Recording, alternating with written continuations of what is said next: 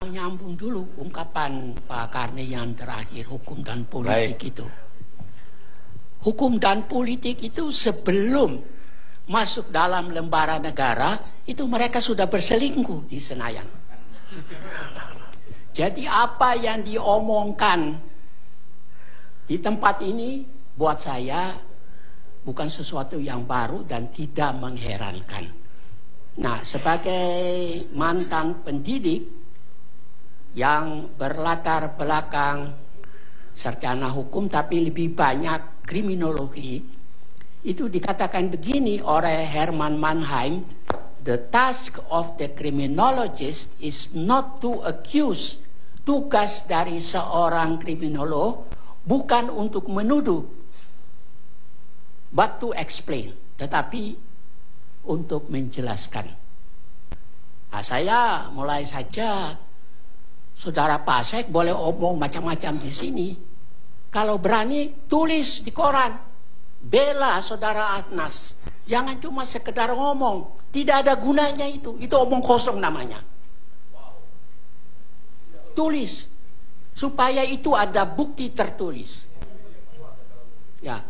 Lagi pula, apa yang dikatakan oleh Saudara Anas itu adalah ungkapan bersayap. Nah, mungkin orang Jawa melihatnya lain dari orang Betawi. Dan orang Betawi lihat lain daripada orang Makassar. Tetapi yang saya tangkap dari berita-berita di surat kabar, orang-orang sudah mulai meragukan. Oleh karena itu, Saudara Pasek dan kawan-kawan, kalau mau berjuang, Anda mau berjuang sebagai apa? Politik atau hukum. Tapi kalau Anda campur kedua-duanya itu sebaiknya angkat bendera putih saja. Tidak ada gunanya untuk berjuang hukum dan politik. Itu waktunya barangkali zaman bahula, tapi bukan zaman sekarang ini. Kepada Pak Ridwan Saidi, tolonglah baca buku-buku mengenai komunikasi dan sosiologi. Anda boleh setuju atau tidak setuju, itu biasa dalam dunia ilmu pengetahuan. Tapi omongan Anda tadi itu nol besar. Tidak ada arti apa-apa itu.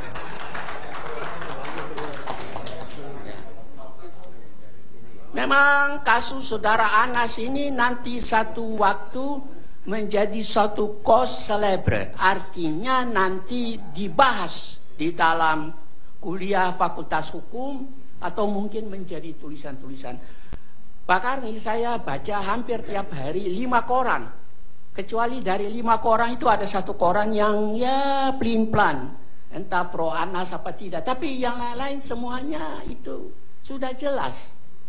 Nah, apakah Anas nanti menang di pengadilan apa tidak? Saya tidak mau masuk sampai ke sana. Sebab kalau saya masuk namanya saya arogan, saya sombong. Saya kan tidak tahu semua yang tadi sudah dijelaskan itu.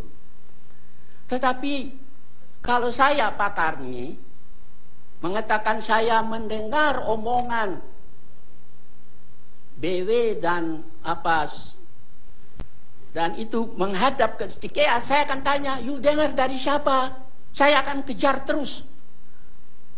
Jadi teman-teman, jangan lalu saya dengar apa? Itu bisa kalau di daerah saya namanya tifa setan.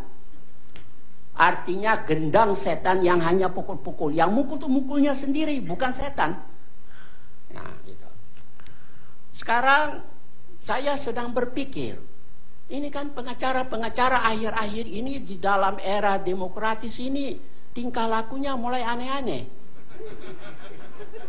Saya tahu ada pengacara terkenal di sini, tapi saya anggap semua aneh semuanya itu. Ya.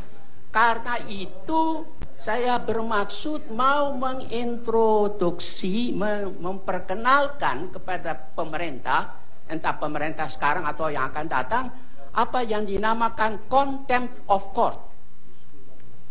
Bayangkan, Anas jalan tanpa pengacara. Itu pengacara apa itu? Sontoloyo itu pengacara itu.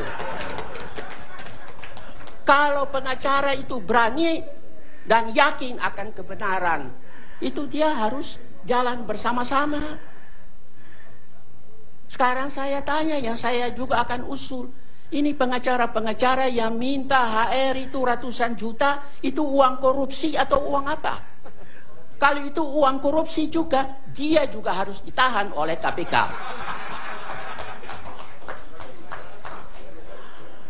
Saya kira itu baru kita berbicara tentang keadilan dan kebenaran. Sebab keadilan dan kebenaran tuh yang ngomong tuh mulutnya bau, Pak. Nah, jadi kalau sekarang dikatakan sprindik dan lain-lain, saya tidak tahu apakah KPK itu ada punya penasehat apa tidak. Tapi kalau mereka itu betul-betul belajar, baik hukum dari zaman Romawi sampai sekarang ini, itu saya juga sudah usia agak lanjut, tidak hafal, jadi saya perlu baca, Pak, mohon maaf. De minimis non curat lex. Apa artinya itu? Met bagatel saken bumuit de wet zich niet. Masa itu kecil dan lain-lain itu dipersoalkan menjadi sesuatu, di blow up. Itu tidak ada itu. Tidak ada. Nanti kalau sudah sampai di Mahkamah Agung ketemu hakim yang satu ini, yang saya puji keberaniannya, itu baru. Masa soal-soal begini dipersoalkan? Apakah, ya kalau menaksirkan KUHP itu boleh saja. Tapi saya mau mengatakan kepada mereka, para pengacara itu, jangan lupa, beauty is in the eye of the beholder. Kecantikan ada di mata Anda. Anda bisa lihat seorang perempuan yang semok, Anda bilang enggak. Tapi perempuan seperti Peggy, muka belakang seperti papan, Anda bilang bagus. Itu.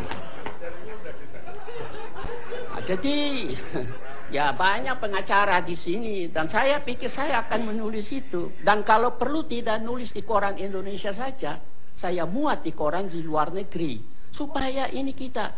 Karena kenapa? Contempt of court itu memang konsep Anglo-Saxon. Tapi sudah waktunya untuk diperlakukan di Indonesia ini. Dissenting opinion saya masih ingat itu datang dari saya pada waktu saya usulkan itu di Senayan. Ya, sama saja. Ada orang bicara supaya KUHP itu segera mau kita sahkan. Saya bilang, jadi Anda setuju santet itu juga segera. Padahal orang yang mengusulkan santet itu anaknya terlibat santet. Coba itu bayangkan. Tidak masuk akal di Republik kita ini. Ya, Pak, kalau saya buka-buka, terpaksa buka lagi beberapa perkembangan. Itu Dr. Haider membicarakan tentang zona-zona yang kritis di dalam ilmu hukum pidana. Dikatakan begini, saya langsung terjemahkan saja. Kalau dalam penyelenggaraan hukum pidana, dalam hal ini mungkin KPK, ingin diubah pengaruh perilaku dan penyelesaian konflik. Dan ini kan semacam ada konflik kan, yang saya dengar tiap kali. Itu kata-kata dan lain-lain, dan lain-lain. Menurut hemat saya, ini kalau mau diperdebatkan sebagai seorang pengacara yang bermutu, bukan seorang pokrol, persoalkan itu di dalam pengadilan. Semua orang tahu, nanti putusan hakim itu bisa dijadikan pegangan. Memang saya tahu hakim-hakim kita juga banyak sudah rusak. Main perempuan, minta perempuan. Perempuan apa namanya, cingkok atau apa namanya itu yang saya baca di koran. Ya. Kalau memang ada hal-hal seperti ini, maka pendekatan, saya ulangi lagi, pendekatan sistematis normatif tidak dapat diselesaikan. Gitu. Saya memang mengerti kalau melihat ya, sebagai orang yang satu alma mater dengan Anas, saya pernah ketemu saudara Anas di airport. Saya bilang, selamat ya Anas, kamu menolak menerima mobil second hand dan kamu berhenti, kalau saya tidak salah dari KPU. Saya baca di koran, dia terima mobil apa itu, Toyota Harrier. Wah, saya langsung kecewa. Berarti ini orang juga bermuka dua ini. Harus konsekuen. Dan saya mau mengatakan kepada semua di sini, ya, termasuk saudara Ruhut, ya, hoogmoed komt voor te val. kesombongan berarti kejatuhan sudah dekat. Kata-kata ini Pak Karni masih ingat ketika kita masih di tempat yang lain berkali-kali. Dan orang-orang yang saya maksudkan itu sekarang sedikit banyak kecipratan juga uang-uang korupsi. Nanti kita lihat saja apakah mereka jadi dipanggil apa tidak. Memang kalau hati sudah penuh itu keluar dari mulut. Itu juga tidak hanya bagi orang yang bercinta saja, yang main cinta. Als het hartje al vol is, dan komt het uit de mond. Tetapi juga bagi mereka yang ingin membela. Saya ingin menyampaikan dengan tulus ikhlas kepada kawan-kawan yang ingin membela saudara Anas, berhenti bermain politik. Tetapi betul-betul ya, termasuk juga saya dengar saudara Adnan Bulyonas itu kan bukan anak kemarin itu kan. Cobalah bikin, kalau perlu mengeluarkan satu buklet supaya jangan hanya ngomong. Karena ngomong di sini yang saya tahu itu banyak dengar dan banyak orang juga tidak begitu paham. Ya. Jadi saya ingin menyampaikan kepada saudara siapa ini, saudara Makmun Murad ini. Fitnah itu lebih kejam dari pembunuhan. Jangan lupa, itu yang dikatakan oleh Jenderal Abdul Haris Nasution ketika terjadi itu. Dan semunafik-munafiknya Soeharto pada akhirnya juga ketahuan. Matinya juga dia tidak bawa semua hartanya ke surga atau ke neraka. Ya. Jadi saya akhirnya kita kalau ngomong jangan sampai terfekesok, mencari terlalu jauh. Saya bisa mengerti mengapa sampai presiden sekarang mempunyai seorang penasehat. Itu paham itu saya. Karena sebentar lagi beliau akan turun, mungkin beliau akan diserang sana sini. Jadi sudah ada penasehat hukum dan saya nasihatin. Bela yang benar, bukan karena yang membayar. Karena yang membayar itu anak Anda tidak makan itu uang sendiri. Anda kasih makan Anda punya istri, anak, itu semua barang haram. Dan kenapa banyak orang sekarang yang sakit, mati, kena penyakit macam-macam? Karena makan haramnya terlalu banyak. Karena kita sama-sama keyakinan, maka saya ingin mengatakan kepada Anda, apakah dengan mengatakan kebenaran kepadamu, aku lalu menjadi musuhmu. Saya tidak ingin menjadi musuh SBY, karena pangkatnya terlalu besar. Ya, toh. Saya tidak mau jadi musuh siapa-siapa, termasuk juga saudara Pasek. Saudara Pasek tahu, tidak tahu apa tidak. Saya lama mengajar di Bali, dan saya kenal betul watak orang Bali. Ya, bahwa sekarang dia berubah, ya itu wajar-wajar lah begitu ya. Tapi ada banyak orang yang gagah di sini tapi sampai di rumah penakut sekali sama istrinya.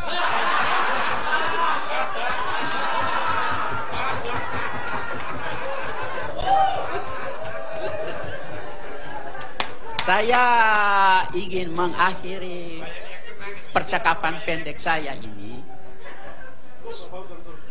Orang kan semua dari Papua sampai di Aceh melihat acara Pak Karni ini. Saya kadang-kadang ditanya, "You datang apa enggak?" Ya, lihat-lihatlah nanti kalau kebetulan saya harus ke Jakarta, ya saya mau hadir. Kita semua ini adalah warga negara Republik Indonesia. Saya tidak tahu yang hadir ini semua bermental Pancasila apa tidak. Kalau bermental pencak silat, ya sudah. Saya tidak mau mengatakan apa-apa. Tapi kalau bermental Pancasila, kata orang Belanda, hoi hin roet in het eten. Jangan membuang arang di dalam makanan. Adalah tugas kita semua, termasuk saya sebagai pendidik. Bagaimana mendidik rakyat Republik Indonesia ini. Saya mau menyampaikan atas nama kawan-kawan yang suka mengikuti percakapan saya. Terima kasih juga kepada Pak Karni dan kepada saudara-saudara yang berada di pihak Pak Anas. Kalau Anda tidak setuju dengan apa yang saya ucapkan, jangan langsung ambil sikap. pikirkan baik-baik. Berdoalah kepada Yang Maha Kuasa. Lalu Anda punya hati nurani bisa terbuka. Sebab hati nurani bangsa sekarang ini dalam keadaan amburadul. Terima kasih.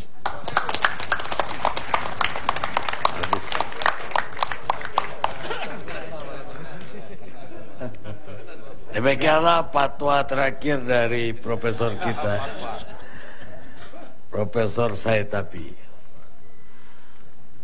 Di dunia di mana semua orang bersalah, maka satu-satunya kejahatan yang bisa Anda lakukan adalah jika Anda tertangkap. Di dunia yang di mana semua orang pencuri, satu-satunya dosa yang bisa Anda lakukan adalah kebodohan. Thomas Hunter, seorang jurnalis Amerika. Kita ketemu AFC yang akan datang.